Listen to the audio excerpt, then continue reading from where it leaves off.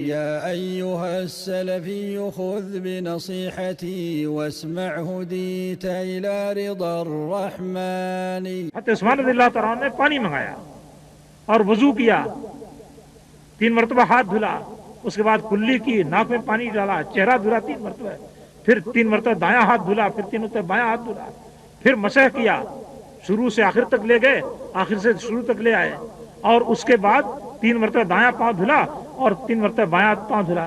اس کے بعد کہتے ہیں کہ یہی وضو ہے نبی کریم صلی اللہ علیہ وسلم کا.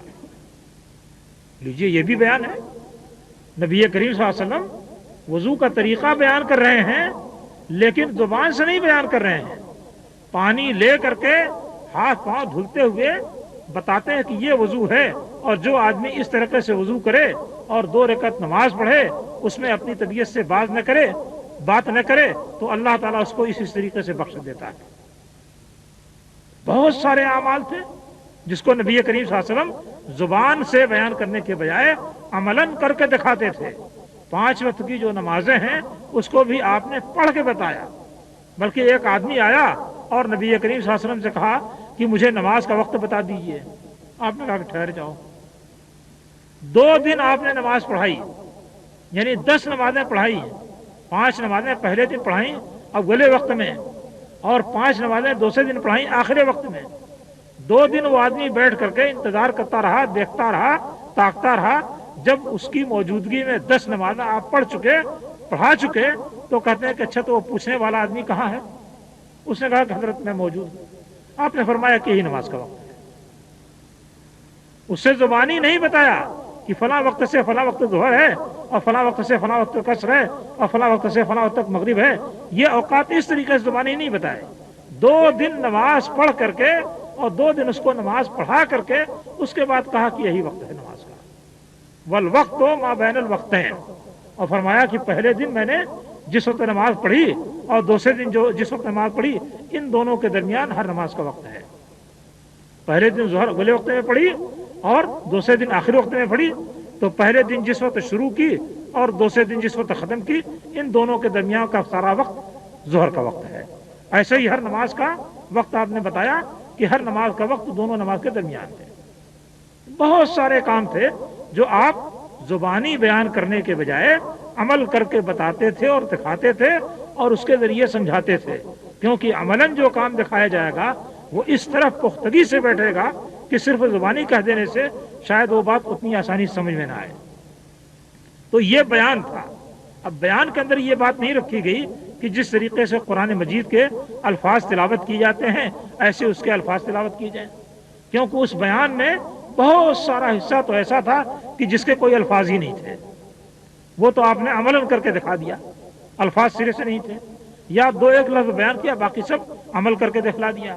اس لیے اس بیان کو اللہ تعالیٰ نے اس پابندی سے آزاد رکھا ہے.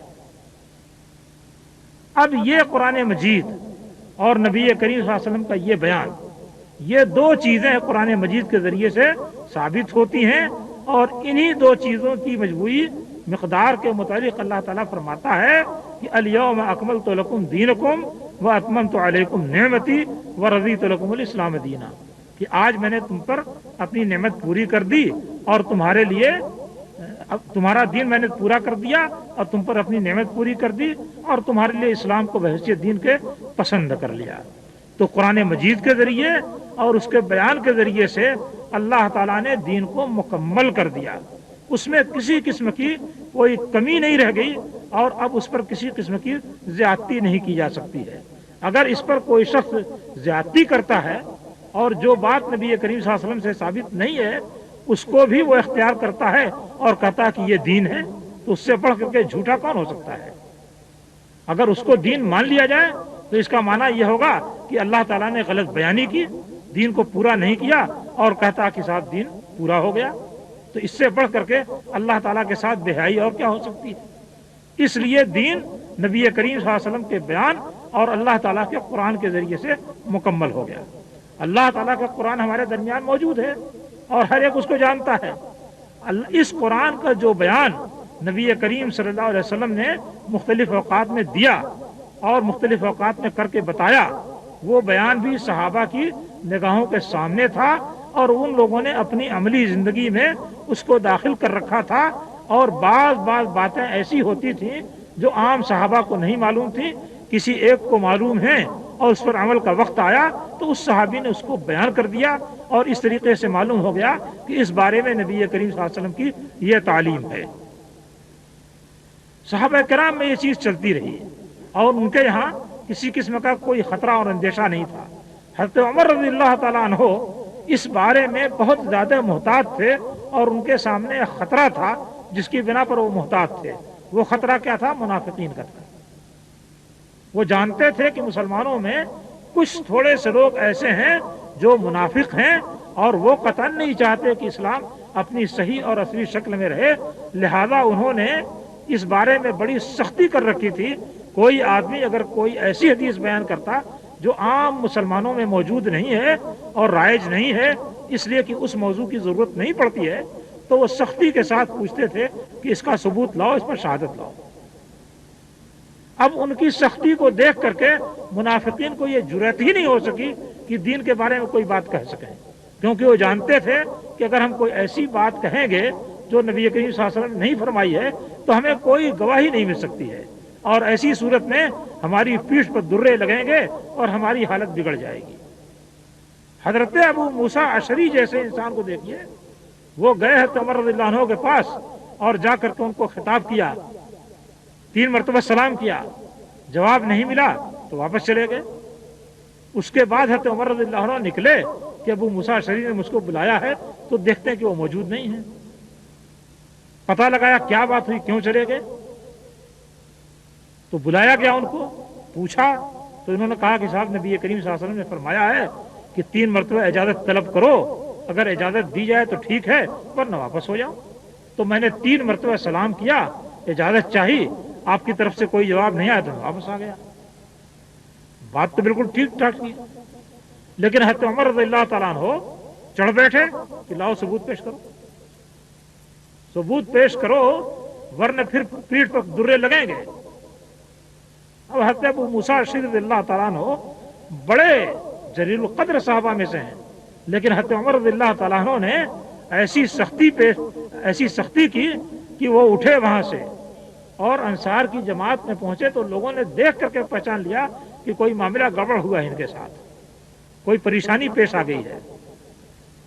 وہاں مجلس سے پہنچے، سلام کیا، اور اس کے بعد کہا کہ آپ لوگوں میں سے کس نے یہ حدیث سنی ہے نبی کریم صلی اللہ علیہ وسلم نے؟ تو وہ لوگ ہنس پڑے، کہا کہ ہم تو سبھی لوگ جانتے ہیں اس کو، ہمارا ایک چھوٹا آدمی بھی اس کی گواہی دے دے گا۔ اس کے بعد ان لوگوں نے حضرت ابو سعید خدری رضی اللہ تعالیٰ عنہ کو بھیجا کہ جاؤ اور اس بارے میں نبی کریم صلی اللہ علیہ وسلم کے حکم کی گواہی دے آؤ۔ چنانچہ انہوں نے جا کر کے حضرت عمر رضی اللہ عنہ کے سامنے گواہی دی۔ اس کے بعد حضرت عمر رضی اللہ تعالیٰ عنہ کہا کہ دیکھو، میں نے کسی تہمت کی بنا پر یہ سختی نہیں کی تھی، لیکن میں یہ چاہتا ہوں کہ لوگ نبی کریم صلی اللہ علیہ وسلم کی طرف کوئی غلط بات منسوب نہ کر سکیں، اس لیے میں نے یہ سختی کی تھی۔ تو ان کی سختی کی بنا پر یہ فائدہ ہوا کہ منافقین کا جو طبقہ تھا اس کو کوئی غلط بات پھیلانے کا موقع نہیں مل سکا، وہ دب کر کے اس طریقے سے رہ گیا کہ پھر اس کی جرأت نہیں ہو سکی۔ بعد میں خلفائے راشدین کا زمانہ جب تقریباً خاتمے پر آیا ہے اور حضرت علی رضی اللہ تعالیٰ عنہ کے زمانے میں اختلاف ابھر کر کے سامنے آیا جو حضرت عثمان رضی اللہ عنہ کے دور اخیر میں شروع ہو گیا تھا، تو دھیرے دھیرے گڑبڑ شروع ہوئی، گڑبڑ شروع ہوئی، کیونکہ جو لوگ بدماش تھے اور حضرت علی رضی اللہ عنہ کے پردے میں دین اسلام کو بگاڑنا چاہتے تھے، ان لوگوں نے اپنے خاص لوگوں میں فتنے پھیلانے کے لیے غلط عقائد بیان کرنے شروع کر دیے تھے۔ لیکن ابھی یہ بات منظر عام پر نہیں آتی تھی، اندر یہ بات چل رہی تھی۔ جب ذرا اور معاملہ ڈھیلا ہوا اور حضرت علی رضی اللہ تعالیٰ عنہ تقریباً اپنے معاملے میں بے بس ہو گئے اور اس کے بعد ان کو شہید بھی کر دیا گیا، تو ان لوگوں کو ذرا سا اور کھل کر بات کرنے کا موقع ملا۔ اب کچھ اس طرح کی باتیں بیان کرنے لگے جو کہ دین اسلام کے خلاف معلوم ہوتی تھی۔ یہ حالات جب گڑبڑ ہونا شروع ہوئے تب یہ مسئلہ پیدا ہوا کہ بھائی یہ تو ایک ایسا فتنہ کھڑا ہو گیا ہے جس میں یہ پتہ ہی نہیں چلتا ہے کہ کون جھوٹ بولتا ہے اور کون سچ بولتا ہے۔ اب ہونا یہ شروع ہوا کہ ان لوگوں نے بہت ساری احادیث گڑھ کر کے نبی کریم صلی اللہ علیہ وسلم کی طرف منسوب کرنی شروع کر دی۔ اب تک یہ صورت تھی کہ جو آدمی کہتا کہ نبی کریم صلی اللہ علیہ وسلم نے یہ بات فرمائی ہے، لوگ اس کو تسلیم کر لیتے، لیکن جب یہ فتنہ ابھرا اور شیعوں اور سبائیوں کی شکل میں بعض قومیں ظاہر ہوئیں اور انہوں نے بعض عجیب و غریب باتیں بیان کرنی شروع کی، تو اب لوگ چونکے کہ یہ تو معاملہ کچھ گڑبڑ ہے، اور اندازہ ہوا کہ یہ لوگ اپنے فتنے کو جاری رکھنے کے لیے اور اپنی غلط بات کو امت میں پھیلانے کے لیے اس طرح کی باتیں کرتے ہیں اور نبی کریم صلی اللہ علیہ وسلم کی طرف جھوٹ گڑھتے ہیں۔ اب ان لوگوں نے راستہ اختیار کیا۔ کیا راستہ اختیار کیا؟ کہ اگر کوئی شخص حدیث بیان کرتا ہے تو کہتے تھے کہ سند لاؤ، یہ بات نبی کریم صلی اللہ علیہ وسلم نے کہی ہے تو یہ بات تم کو کس نے بتائی، اس کا حوالہ پیش کرو۔ ابن عباس رضی اللہ تعالیٰ عنہ بیان کرتے ہیں، صحیح مسلم کے مقدمے میں ہے کہ جب کوئی آدمی کہتا کہ قال رسول اللہ صلی اللہ علیہ وسلم، کہ رسول اللہ صلی اللہ علیہ وسلم نے یہ بات کہی ہے، تو ہم کان لگا کے سنتے تھے اور بڑے غور سے سنتے اور مانتے تھے۔ فلما رکب الناس الصعب والذلول طلبنا منہ الاسناد، یا اس طرح کے الفاظ ہیں کہ اس کے بعد جب لوگ بے قابو ہونے والی اور قابو میں رہنے والی دونوں قسم کی سواریوں پر سوار ہو گئے، یعنی جھوٹ، غلط اور صحیح دونوں قسم کی باتیں کرنی شروع کر دی، تو اب ہم نے لوگوں کی طرف غور کرنا اور کان لگانا بند کر دیا۔ اب اگر کوئی آدمی کوئی بات کہتا تو ہم کہتے کہ سند لاؤ، یہ بات نبی صلی اللہ علیہ وسلم نے کہی ہے، اس کا ثبوت پیش کرو، تم نے کس سے سنا اور اس نے کس سے سنا۔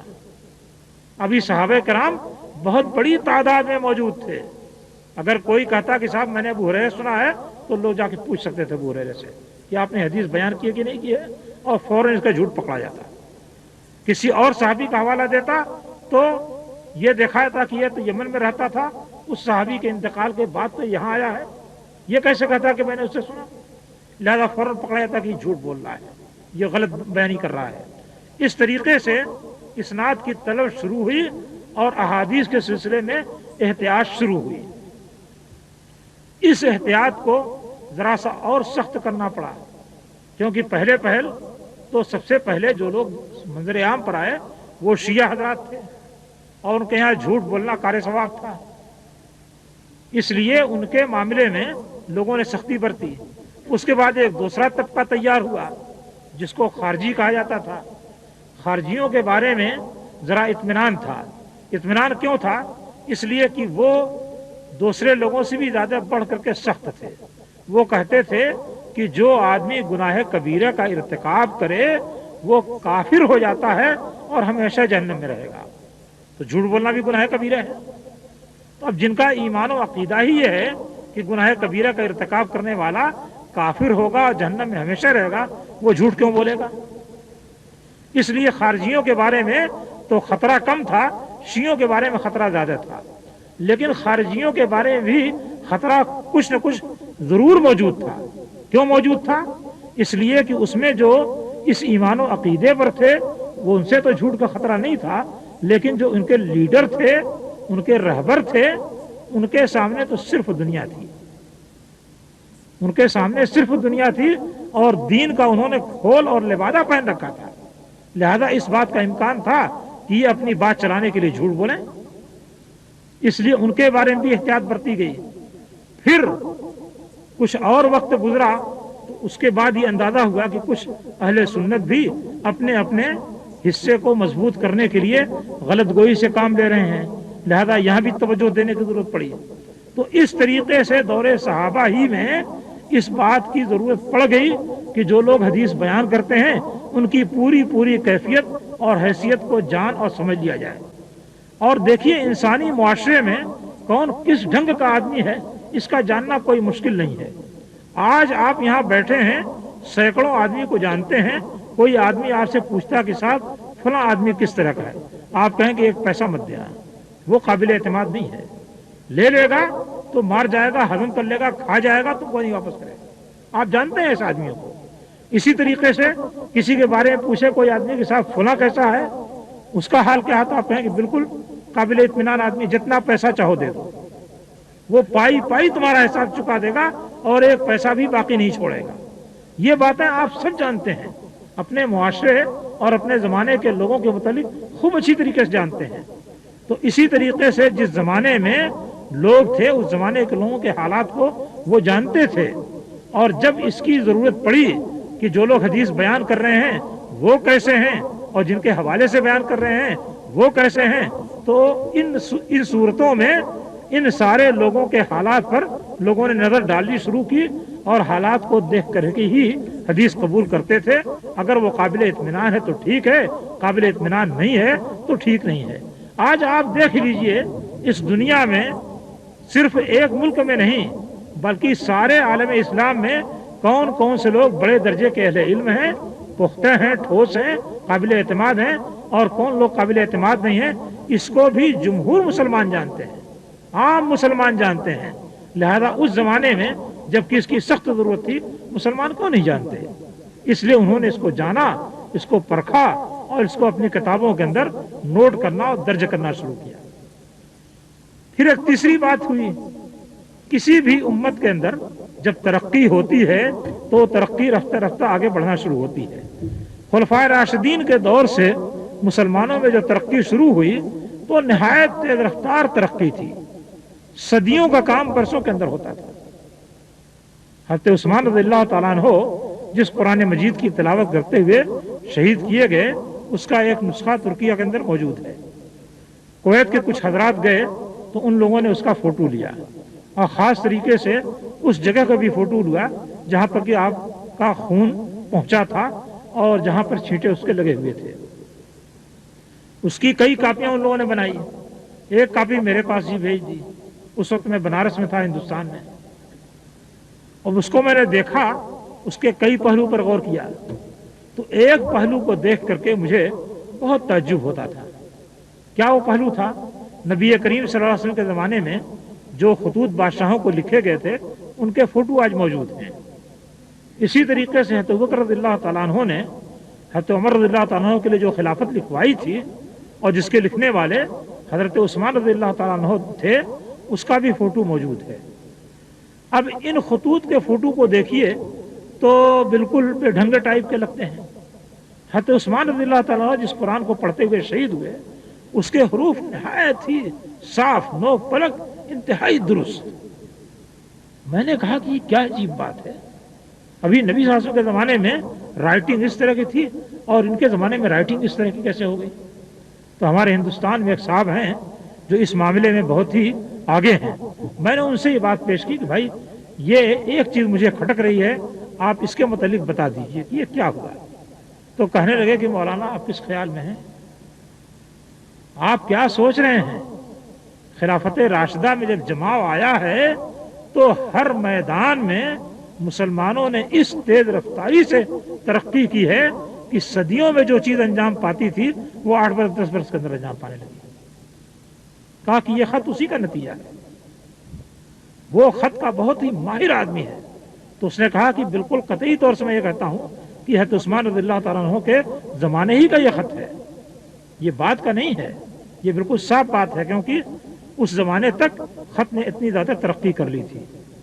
اس کا اندازہ اس سے بھی ہوتا ہے کہ اس زمانے میں آرا مشینیں نہیں تھیں اور دنیا بھر کی مشینیں جو آج ایجاد کی گئی ہیں یہ مشینیں نہیں تھیں. امیر معاویہ رضی اللہ تعالیٰ عنہ نے حضرت عثمان رضی اللہ تعالیٰ عنہ سے بحری جنگ کے لیے اجازت طلب کی. بڑے اصرار کے بعد حضرت عثمان رضی اللہ تعالیٰ عنہ نے ان کو بحری جنگ کی اجازت دی. تو جانتے ہیں کیا صورت ہوئی ہے؟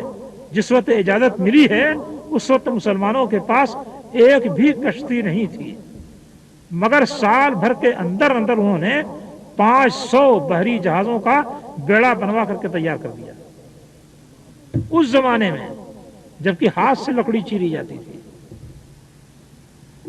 اور آگ میں لوہے کو گلا کر کے چولہے کے اندر گلا کر کے تب اس کی قلعے بنتی تھی. اس زمانے میں اس تیز رفتاری سے کام ہوا ہے کہ سال بھر کے اندر 500 بحری جہازوں کا بیڑا تیار ہو گیا اور مسلمانوں نے بحری جنگ کی. تو اس تیز رفتاری سے ترقی ہو رہی تھی اور اس طریقے سے ہر چیز ڈیولپ ہو رہی تھی. تو ظاہر بات ہے کہ جب یہ صورت تھی تو اس زمانے میں یہ کام بھی انجام پانا تھا کہ جو چیزیں اب تک لوگ ذہنوں میں زبانی طور سے یاد کرتے تھے اس کو تحریر میں لایا جائے۔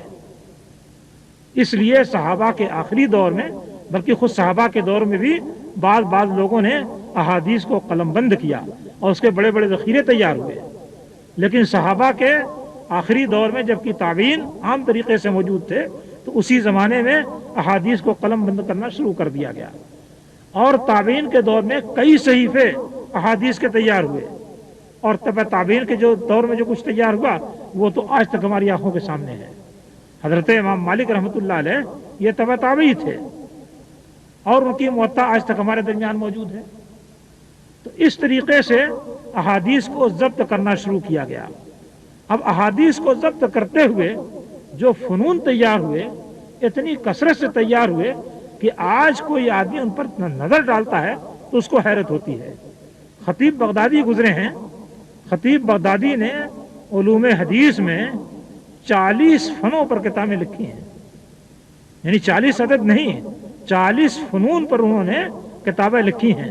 حدیث کے فنون اس طریقے سے وسیع ہونا شروع ہوئے اور اس طریقے سے ایک ایک نقطے کو لے کر کے لوگوں نے جانچنا اور پرکھنا اور بحث کرنا شروع کر دیا، اور اس بحث اور جانچ کی روشنی میں وہ طے کرتے تھے کہ حدیث صحیح ہے یا حدیث صحیح نہیں ہے، کیونکہ کچھ لوگوں نے بیچ میں آ کر کے گڑبڑ مچائی تھی۔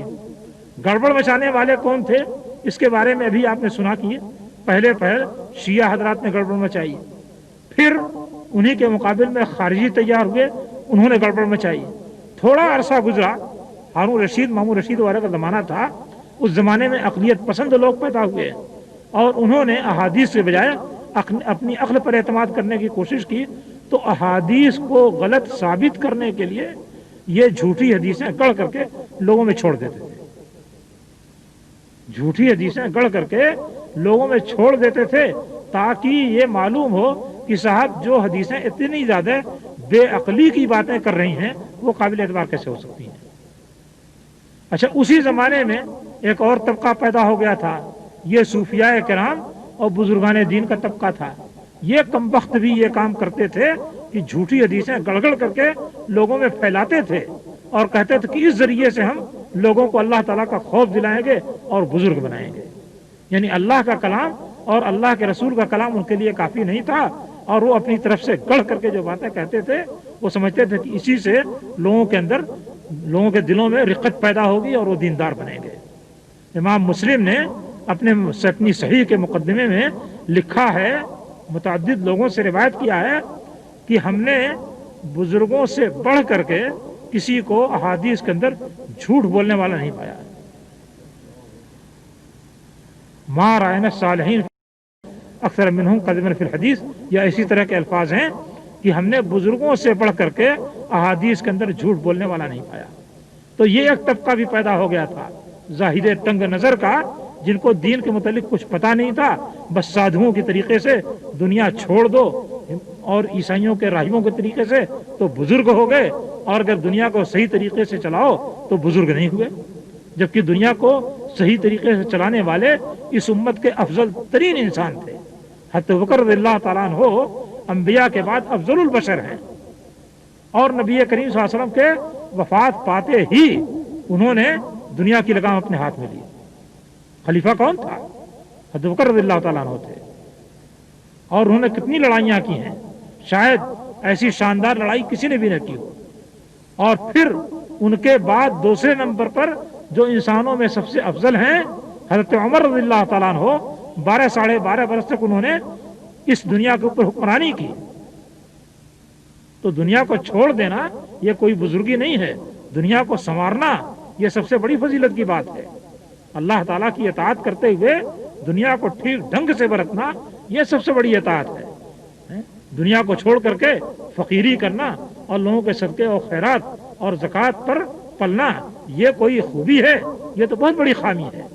لیکن ان لوگوں کو یہی سمجھ میں آیا کہ صاحب ہم خود بھی تارک الدنیا بن جائیں اور دوسرے انسانوں کو بھی اس راستے پر لگائیں، تو ان لوگوں نے بھی احادیث گھڑنی شروع کی۔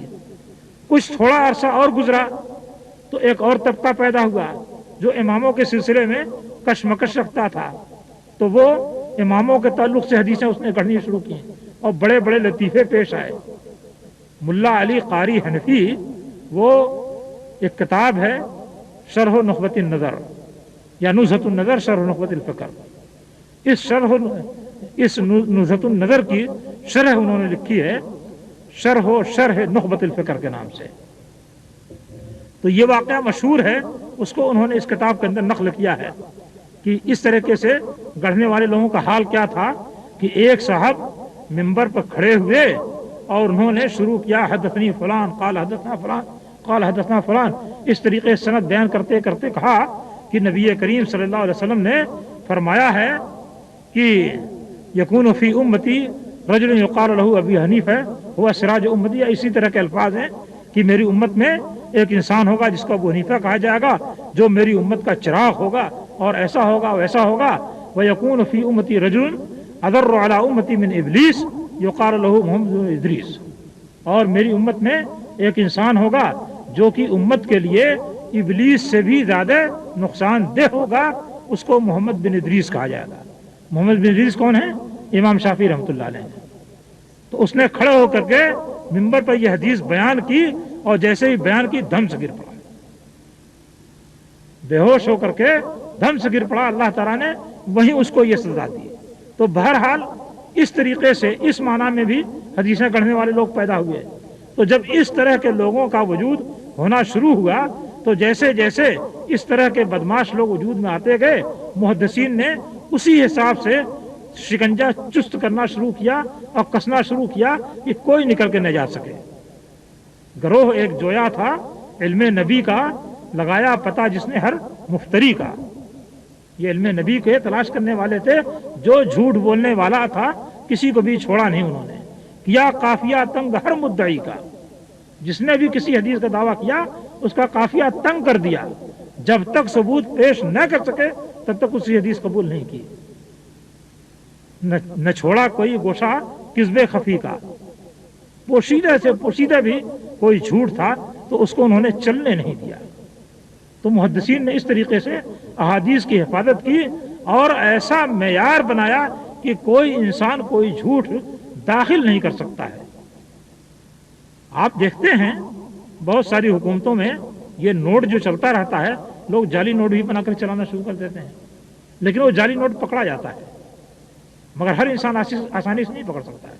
تو یہ محدثین جو تھے یہ کسی جعلی نوٹ کو چلنے نہیں دے سکتے تھے، ان کے پاس بہت سارے معیار تھے، اور اللہ تعالیٰ نے ان کو قوت حافظہ ایسی دی تھی کہ اس کی مثال دنیا میں ملنی مشکل ہے۔ آپ اور ہمارے ذہن میں بھی ایسا ہوتا ہے کہ بعض دفعہ بعض جملے اور بعض کلمات ذہن سے چپک جاتے ہیں۔ ایک مرتبہ ایک شعر سن لیجئے، پھر ایسا وہ ذہن سے چپکتا ہے کہ کبھی بھولتا نہیں ہے۔ کوئی قول سن لیجئے، وہ ذہن سے چپک جاتا ہے، کبھی نہیں بھولتا ہے۔ بعض شاگرد ہیں، بعض ایسے الفاظ استعمال کر دیتے ہیں کہ وہ کبھی نہیں بھولتے ہیں۔ میں بالکل نوعمر تھا، پڑھ کر کے فارغ ہوا، اور ایک صاحب پڑھنے کے لیے آئے، آج وہ مکہ کے اندر موجود ہیں۔ انہوں نے ایک بات پر ایک جملہ ایسا کہا کہ آج تک اس کا ایک لفظ نہیں بھولا ہے، اور ان کا نام سوچتے ہی وہ جملہ فوراً ذہن میں آ جاتا ہے۔ تو ہمارے اور آپ کے ذہن میں بھی بعض بعض جملے اور فقرے اس طرح چپک جاتے ہیں کہ وہ پھر ادھر نہیں سکتے، آپ کبھی اس کو بھول نہیں سکتے۔ محدثین کو صحابہ سے لے کر کے محدثین تک جو طبقہ گزرا ہے، اس طبقے کو نبی کریم صلی اللہ علیہ وسلم کے اقوال سے اتنی دلچسپی تھی اور اس قدر لگا تھا کہ جو باتیں بھی آپ کے تعلق سے انہوں نے سنی اس کو کبھی بھولے نہیں۔ اور اس زمانے میں بھی بعض افراد ہوئے ہیں۔ ہمارے استادوں کے استاد میں سے مولانا محمد سورتی تھے۔ مولانا محمد سورتی کا حال یہ تھا کہ ان کو 70,000 اشعاریات تھے، عربی زبان کے 70,000 اشعاریات تھے، جس میں سے 16,000 یا اس سے زیادہ اشعار ان کو دور جاہلیت کی یاد تھے۔ اور ان کے علاوہ مولانا ابو الخیر برق، اسی لکھنؤ کے رہنے والے رائے بلی کے مولانا ابو الخیر برق ابھی بہت جلد گزرے ہیں، ہماری زندگی موجود تھے اور میری ان سے ملاقات بھی ہے۔ ان کا کیا حال تھا؟ 36,000 حدیثیں میں سند کی جاتی ہیں۔ اس انسان کو 36,000 حدیثیں زبانی میں سند کی یاد تھیں، اور سند بھی کہاں سے؟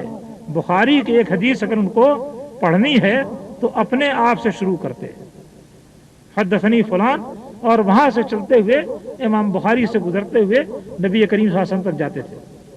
یہ تقریباً 1400 برس کا زمانہ، اس پوری مدت میں جتنے لوگوں نے ایک دوسرے سے سنا ہے پورے سلسلے کے ساتھ ہو، اتنی حدیثیں ان کو یاد تھی۔ تو اللہ تعالیٰ نے بعض لوگوں کو اس طرح کا ملکہ دیا ہے۔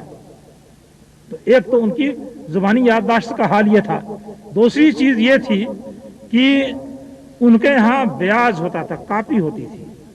کوئی محدث جو ہے اپنی زبانی یادداشت پر آسانی سے اکتفا نہیں کرتا تھا، زبانی بھی یاد رکھتا تھا اور کاپی کے اندر نوٹ بھی کرتا تھا۔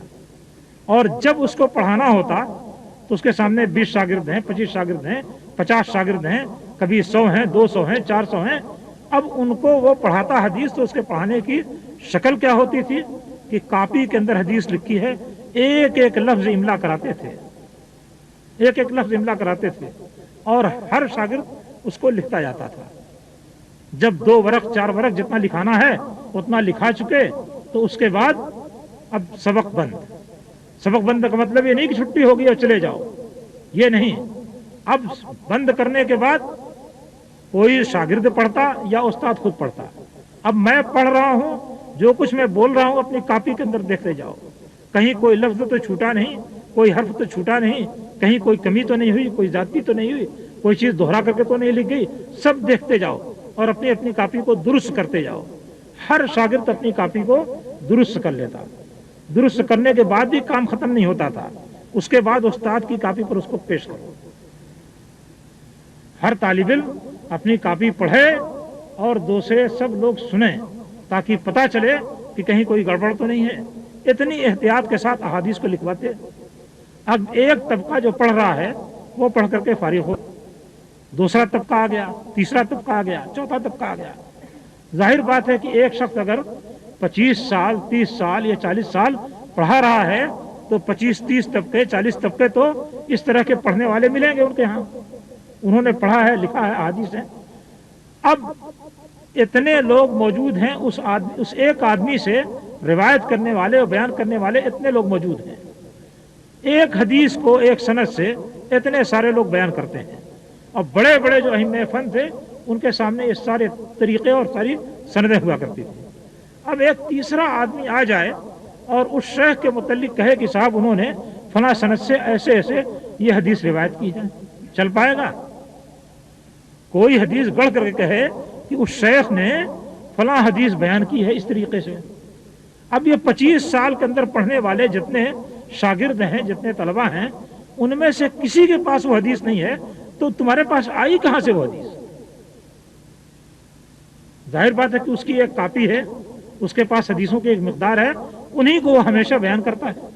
تو جب 25 سال تک اس نے سینکڑوں طلبہ کو یہ حدیث پڑھائی اور ان میں سے کسی ایک کے پاس بھی وہ حدیث نہیں ہے، اور باہر کا ایک آدمی کہتا ہے کہ صاحب اس نے فلاں حدیث بیان کی، کس بنیاد پر کہہ رہا ہے؟ فوراً پکڑا جائے گا۔ اس لیے محدثین نہایت آسانی سے کسی بھی جھوٹ بولنے والے کو پکڑ لیتے تھے اور چھوٹنے نہیں دیتے تھے۔ یحییٰ بن معین کے سامنے، امام یحییٰ بن معین بہت مشہور آدمی ہیں، ان کے سامنے ایک مرتبہ کسی نے حدیث پیش کی، اور جو سند معروف ہے صحت کے اعتبار سے اس سند سے اس نے حدیث پیش کی۔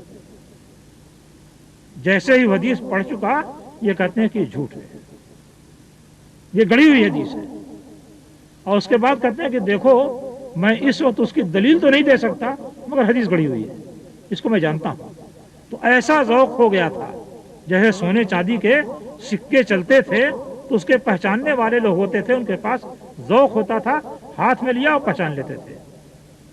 ہمارا ہی ایک ساتھی تھا عبداللطیف نام کا، اب بھی موجود ہے، وہ ایک زمانے میں کنڈکٹری کرتا تھا اور اس وقت چاندی کے پیسے چلتے تھے۔ وہ بتاتا ہے کہ شام کو سارے کنڈکٹر لوگ جب آ کر کے میرے پاس پیسے جمع کرتے تو کانپتے رہتے تھے، کیونکہ پیسے جمع کرتے میں گنتا جاتا گنتے الگ پھینک دیتا، گنتے کسی ایک سکے کو الگ ڈال دیتا، جس سکے کو الگ ڈالتا کہتا ہے کہ یہ جعلی ہے، اس کو لے جاؤ، یہ کھوٹا سکہ ہے۔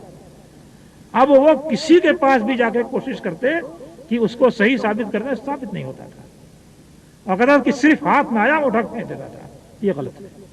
تو اس طرح کی مہارت ہو جاتی ہے۔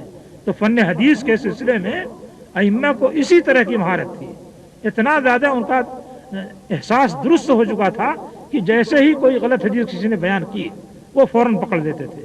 تو اس طریقے سے احادیث نبی کریم صلی اللہ علیہ وسلم کے بعد تھوڑی سی صحابہ کرام کے زمانے میں جمع ہوئیں، اس کے بعد تابعین نے اس کو جمع کیا، اس کے بعد ائمہ دین کا زمانہ آ جاتا ہے اور انہوں نے احادیث کو جمع کیا اور مختلف قسم کی بیاضوں میں ان کو جمع کر کے رکھا۔ آج بھی وہ بیاضیں بہت بڑی تعداد میں موجود ہیں، سینکڑوں کی تعداد میں موجود ہیں اور حدیث کا ذخیرہ ان کتابوں کے اندر موجود ہے۔